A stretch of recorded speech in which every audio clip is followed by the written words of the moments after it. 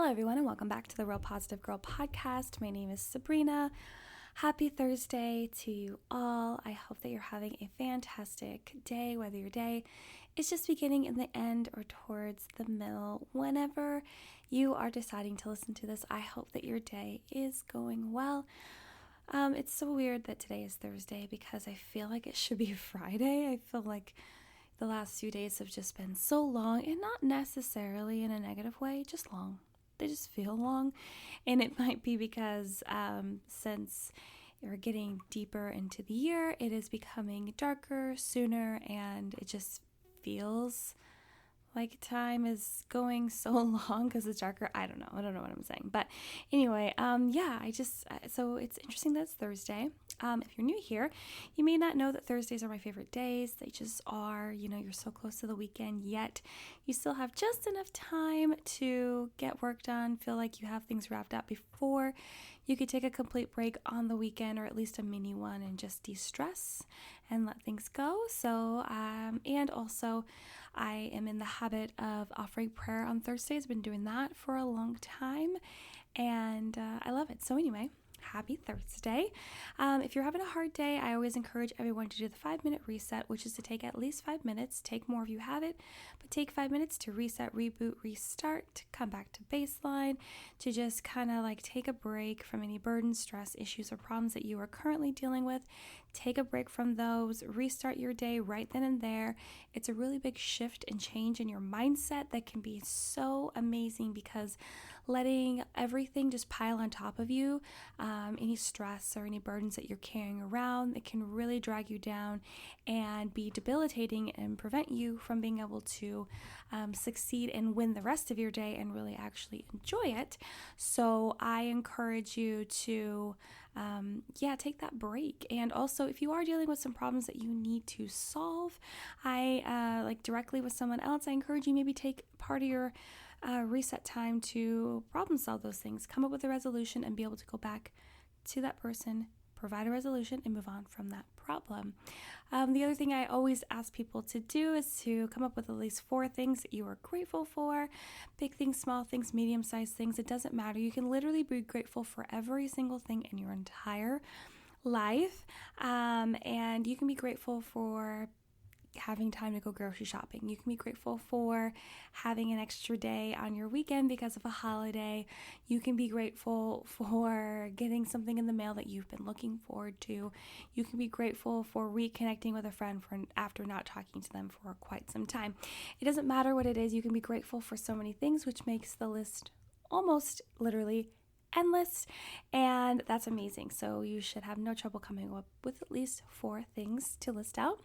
And then last but not least, make sure that you're feeling at least neutral, if not positive, about the rest of your day, because after going over your gratitude list and just taking a break from everything, hopefully you had a perspective change, a mindset shift, so that you're able to focus more on the positives in your life than the negative. And I really believe that focusing more on those positive blessings that are still happening in your life, despite any negatives that are dragging you down or trying to make you feel like you're drowning, that you can focus in on the positive, and that'll help you get through all of that negative crap that might be piling up in your life. Believe me, I understand that problem. But I do hope on this Thursday that you actually are having a great day. Just a reminder that this week we are talking about the top 10 questions you should ask yourself on the regular. And today, Thursday, the 2 questions that we are going to briefly go over are: what negative self-beliefs do you have to unlearn? And what do I need to add or subtract? So let's go ahead and just jump right in. The questions we are going to go over today are ones that have to do with mostly getting rid of things in your life. It can be amazing to add hobbies, positive habits, and shifted mindsets to your life for that uplifting effect, but it can also be super therapeutic to remove things from your life too. And it feels kind of like a cleanse, and I don't mean in a weird way, but in a way of just being like, wow, I'm just gonna like rid these things of my life, feel a little bit more freedom, feel a little bit more clear, and just just free. I just love the idea of getting rid of stuff. It's just like clutter in your mind, clutter in your life, clutter in your relationships even sometimes. And you just need to clear it out and start over, and not necessarily fill it with new things right away, but just to like give you room to breathe. You know what I mean?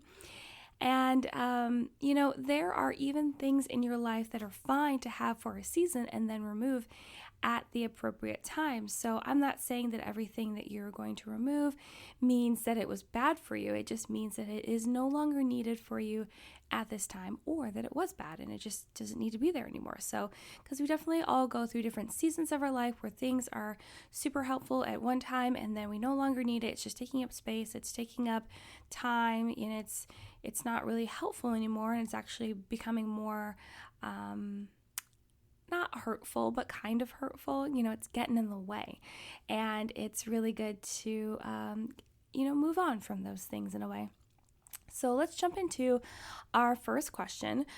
That is, what negative self-beliefs do you have to unlearn? So negative self-beliefs, also known as limiting beliefs, can impact your self-esteem, your feelings about what you are capable of doing and completing, and your relationships with others.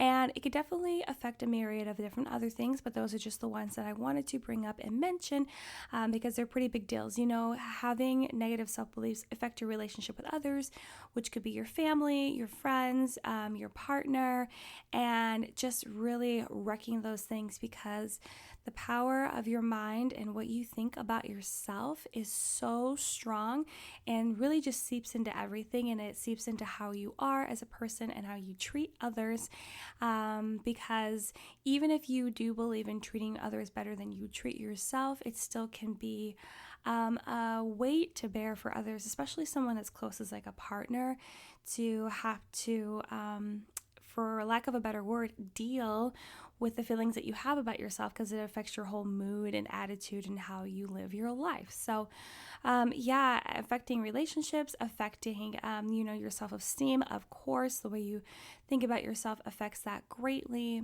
and then what you're capable of doing and completing, because if you see yourself as a failure, as someone that is not going to accomplish much, you're going to be more down in the dumps and negative about yourself. So some examples of limiting beliefs are fear of failure, feeling not good enough, feeling unlovable, fear of rejection, feeling like a failure. Oh, I put that one twice.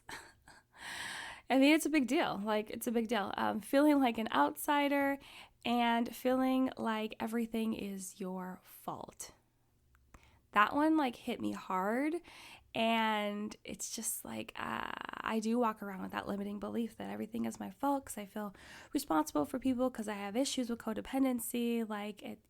I'm sure I'm not alone in this, but yeah, it's such a struggle. And if you identify with any of those things that you're struggling with, then of course that you are dealing with negative self-beliefs, limiting beliefs that could be getting in the way of you living a better, richer, more freedom-filled life that we all should definitely be living. And, this is the type of question that might need to be asked on a regular basis until you are able to manage any negative beliefs that continue to pop up and try to dominate your headspace. So I'm not going to tell you that you can ask yourself this question once or even once every single day for the next week or two, and then feel completely free, feel like you are changed and altogether better because you asked yourself this question every single day for a week or two. It could definitely take more time than that. Now, I'm not saying that after 2 weeks of asking yourself this question every single day and coming up with honest answers that there isn't going to be change, or you might not, or that you won't feel better. You probably will if you actually put the forethought and time into it. But I'm not saying that any of these things are going to be overnight, because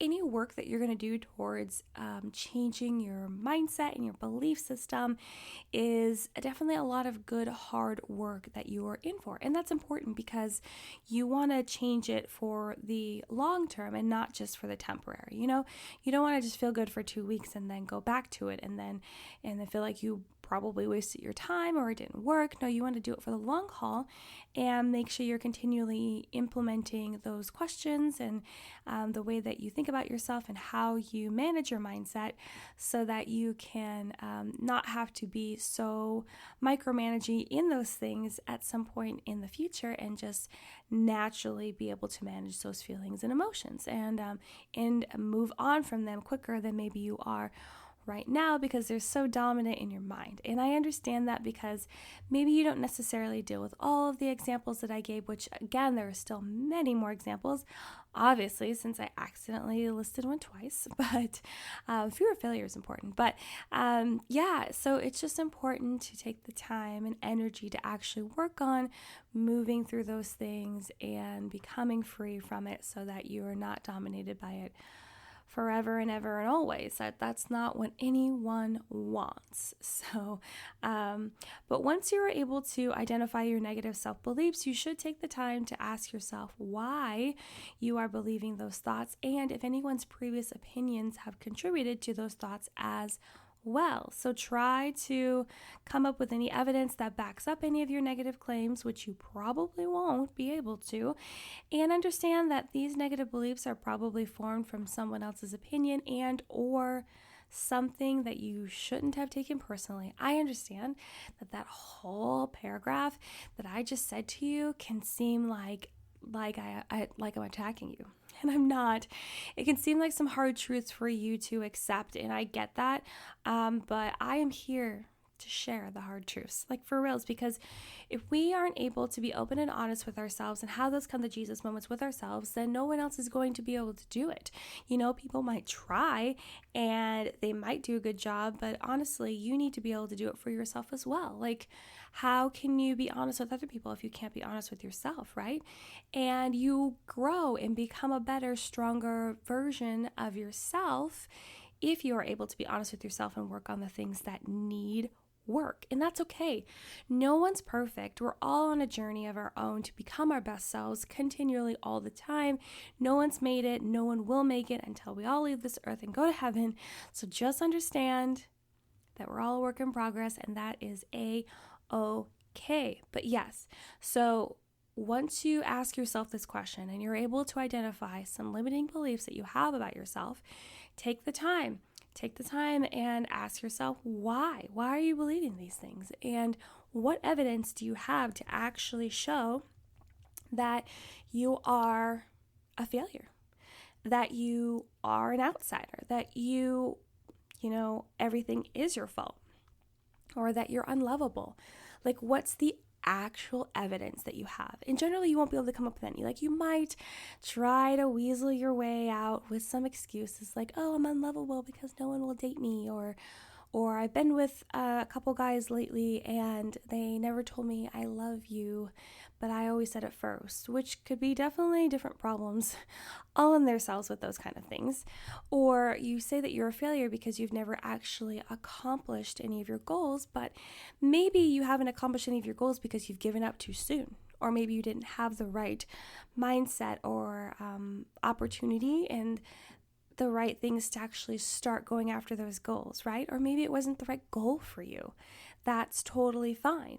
And maybe you feel like everything is your fault because you have decided to overstep your bounds and become responsible for what everyone else is doing, and that is not your responsibility, nor is it your job, and not something healthy that you should be doing at all. So you really have to take the time to take a step back and see all of these things that you believe about yourself from a different perspective. Actually ask yourself why. Really think on the fact if you believe these things because someone else told you them, like someone tell you you're a failure.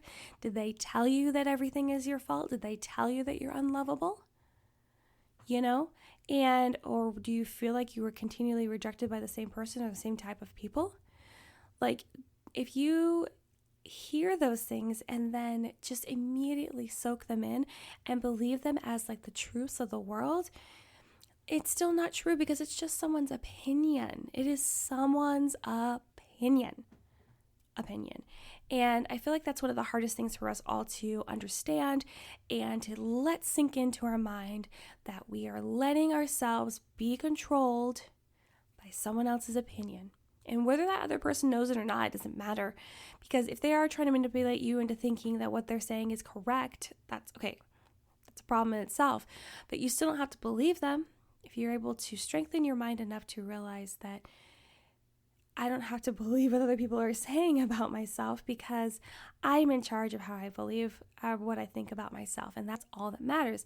Now, easier said than done. I understand, because I have a problem with people rejecting me and judging me and what they think about me. However, I'm slowly trying to get over that, because it is really debilitating to always feel pushed down by all those things. You feel like you can't get up. You feel like you have to crawl and then climb your way up because you're so afraid of what people are saying or what they have said to you. But honestly, if you can find the strength in yourself to continually practice not letting those things get to you, realizing that what they're saying is their opinion, not truth, no matter how skilled or experienced they are in the thing that they're talking about, it doesn't matter. It's still an opinion. And you can still choose to think differently and believe differently and keep on keeping on with you and become a stronger person and move on from what they're saying, and decide not to believe what they're saying and not give them any more power than they need. Because if you do believe them wholeheartedly and take it to heart, you're just giving them more power in what they said, and it allows them to be more confident in doing it to other people. Do you know what I mean?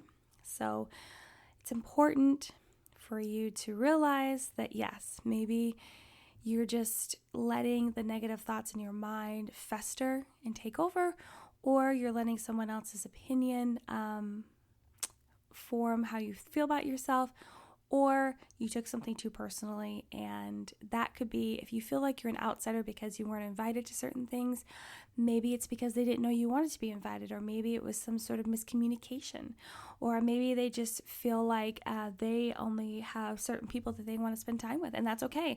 That doesn't make you an outsider. It just means that you're not part of that group. Or, maybe at some point you were not chosen for something. So you, and that happened several times over, and you had this fear of rejection. Well, maybe it's just because you just weren't qualified, or they were looking for something else, or it just wasn't right for you and it wasn't meant for you. And you have to continue to persevere and move forward so that you can get to the thing that you actually are meant to be doing, right? Hindsight is 20/20. So I would encourage you that if you don't believe anything that I'm saying about this, look back in your life at all the times where you're disappointed or things didn't necessarily go how you wanted in the moment, but see where that journey took you and how you probably may have regret trying to force some of those things to happen. I do that exercise. I promise you'll come up with something and be like, oh, right. So just think about it, right? So talk to yourself about those truths and realize that you're just continually feeding yourself those limiting beliefs when you could just slowly but surely work on letting those things go. So our next question is, what do you need to add or subtract in your life? This question is much, much easier for you to ask yourself and figure out, because it's more of just a simple evaluation of what habits need to be added into your life, like meditation, exercise, supplements, or time with supportive friends. Of course, it will be much easier to add things into your life than it will be to edit out, but it's important to make the effort to edit out anything that causes you stress, mental or physical harm, that distracts you from doing what you actually need to be doing, or things that aren't helping you reach your goals. So I'm definitely not going to go on and on about this question, because it's very simple, straightforward. What do you need to add and what do you need to subtract? Obviously, adding those fun hobbies that I mentioned, like working out, getting on your supplement vitamin game and hanging out with supportive people and doing those kind of things. Those things will probably be a little bit easier for you. They're going to be fun to be like, oh, I can figure out how to add a game night every month with my friends so I can spend time with them. And I can figure out how to get my supplements in order so that I can better my health per my doctor's suggestion, or this, that, and the other. Those things are fun, but getting rid of things in your life is so much harder. So it's already hard enough to get rid of the physical possessions, material things that we have in our life by just trying to declutter our life in that matter, let alone trying to evaluate what people in our life and what relationships we might need to take a step back from because it's just not being helpful or it's actually causing more harm than good, or it's possible that we need to cut out bad habits, like if you do any sort of excessive drinking or smoking, or maybe you hang out, or back to the relationships, maybe you hang out with people that aren't the best influence. Maybe you have a lot of limiting beliefs and you need to really work on cutting those things out of your life. And there are so many other things that could be happening that you just need to cut out of your life that is causing you stress or mental, physical harm, or just distracts you in general. Maybe you need to cut those things out. Now, let me preview this with saying that maybe you just need to cut out some things temporarily and then other things for the long haul. So let's say that you are just finding it so distracting to have a TV in your bedroom because it doesn't allow you to get enough sleep and you don't have any place to go and be calm and alone and have quiet time. So you decide to take the TV out of your bedroom for like 3 months to 6 months. Just enough time for you to get used to it not being in there and also to acclimate to the new kind of energy that will be in your room as opposed to when the TV was there, right? So that could be something. Or let's say that you need to cut out certain food groups out of your diet because it'll help you heal whatever gastrointestinal issue that you may be having, and that's just a temporary thing. Maybe you need to take a break from certain friends for only a period of time because maybe they're going through something that's super tough, but it's something that you tried to help with or be a friend about and you just can't, and it's hurting you a lot now too. Or maybe you just need some space from that person because who they are, what they represent is not really helping you heal from whatever you are dealing with. You get the picture? So sometimes when you cut things out of your life, you're not necessarily doing it forever. It could just be for a period of time, or it could be forever, for the foreseeable future. So it's up to you to figure out what needs to happen. But I do think this is a question you could ask yourself every single day of what do you need to add or subtract in your life, because there's going to be days where you might not be able to come up with anything. There's going to be days where you come up with a lot of stuff. And there's probably going to be days where you come up with only one or the other, like adding things or subtracting things, right?